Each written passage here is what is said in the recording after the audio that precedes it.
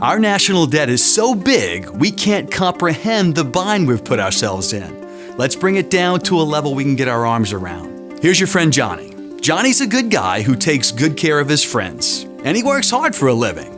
He must because he owns a bigger house than you thought he could afford. He's always driving a new car. His TV is bigger than your front door. And when he invites you out to dinner, it's always to those fancy places that serve those itty-bitty portions. Give me some fat grams already. Johnny seems like a real generous guy. But for the life of you, you can't figure out how Johnny affords it all.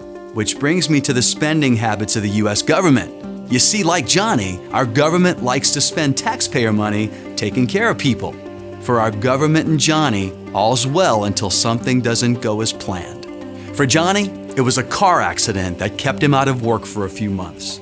He was always so eager to please everyone and live the good life that he never bothered saving a dime for a rainy day. Not only did he not save, come to find out, his lifestyle was fueled by borrowed money. A lot of borrowed money.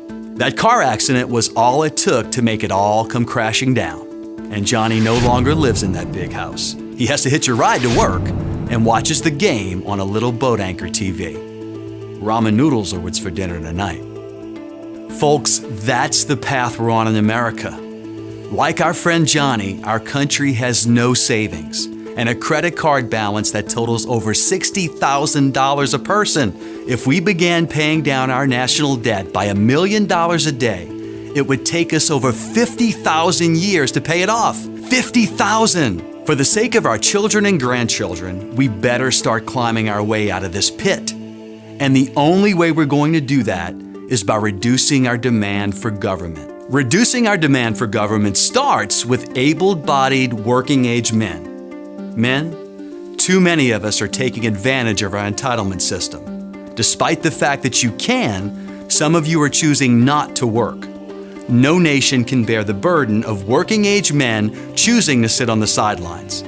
If you're one of the many who have chosen to sit on the couch, it's time to pick yourself up and to fulfill your responsibility to society by working for a living and paying your fair share of taxes. You need to give instead of take. Now, let's shift our attention to corporate America. Big business CEOs, some of you make $30 million a year. And you may be worth every penny for the value you create in your company. But if you're paying some of your full-time employees a wage so low that they require government assistance, then you're contributing to the problem. If you take less and pay the people who give you an honest day's work a better wage, you can help to dramatically reduce the demand for government. And lastly, the church. Church, America needs you.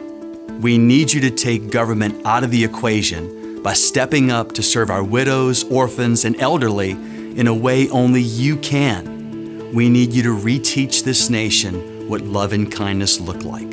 Now, these things won't solve every problem we have, but putting them into action would have a big impact. It's time we stop expecting government and government debt to shrink itself. You and I have to decrease the demand for government by taking personal responsibility for our lives and by serving one another. Our grandparents did it. We're every bit as capable. Lead the change now.